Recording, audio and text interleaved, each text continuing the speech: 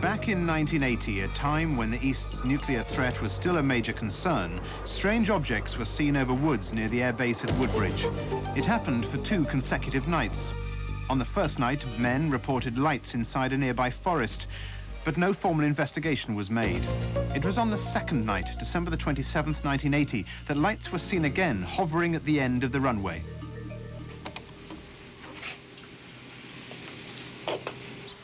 At about 11 o'clock in the evening, Jerry Harris, whose bungalow overlooks the base, saw what he first thought was the lights of a plane, but he soon realized that it couldn't be that because they were on course to miss the runway and crash.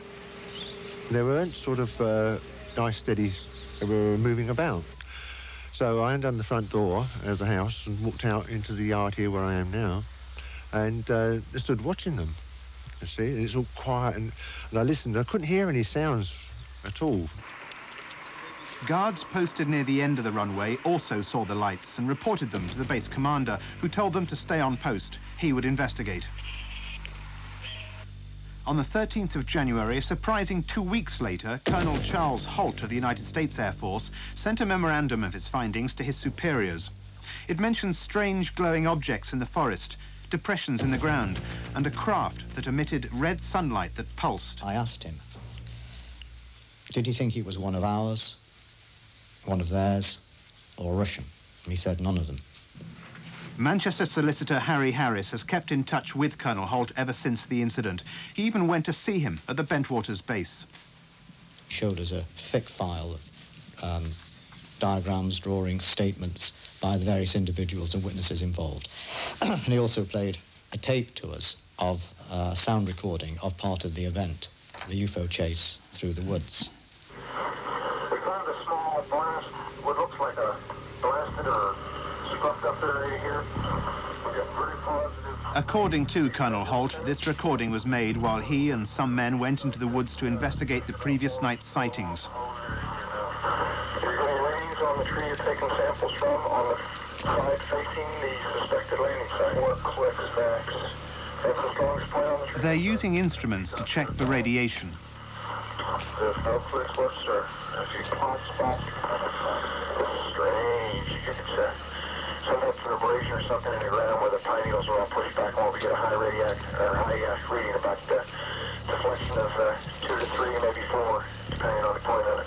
I sort of watched them, and they were going up, moving about this way and that way, and they were going up and they were coming down. And I sort of watched them for 3/4 of an hour. And all of a sudden, they disappeared. But just before they disappeared, there was a lot of activity on the base. I could hear vehicles running around. I could see the flashing lights of vehicles moving about. And I could hear people shouting. It was quiet, and the wind must have been in this direction. I could hear their voices, and they were calling to each other. And then I could hear the roaring of their vehicles, and which was that time of night. It was unusual. It's thought that what happened that night may never be known, but with help from her co-worker, Dot Street, UFO investigator Brenda Butler decided to try and get at the truth. On the night, Brenda says, there's good evidence for a crash. The tops of the trees were all knocked off. There was burn marks on the ground. There was depressions on the ground. You know, and very shortly after that, the Forestry Commission came in and knocked all the trees down, cut all the trees down really quickly. They told us it was because of radiation on the trees. There's another strange flashing red light ahead, so it was definitely coming this way. Let's shoot pieces of it are shooting off. There's no doubt about it. This is weird. So here he comes from the south. He's coming toward us now. We're observing what appears to be a beam coming down to the ground. This is unreal. 3:30, who's over 3:30, and the officers are still in the sky, although the one to the south looks like it's losing a little bit of altitude. We're turning around and heading back toward the base.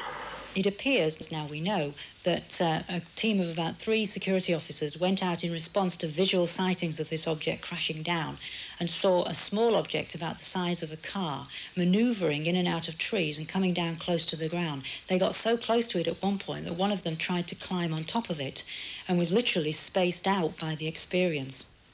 The investigating team sent out in 1980 have long since left the Bentwater base. It may soon close down. After the incident, says Brenda, men were quickly debriefed and held to secrecy. Many were sent to other posts in America or even retired shortly afterwards.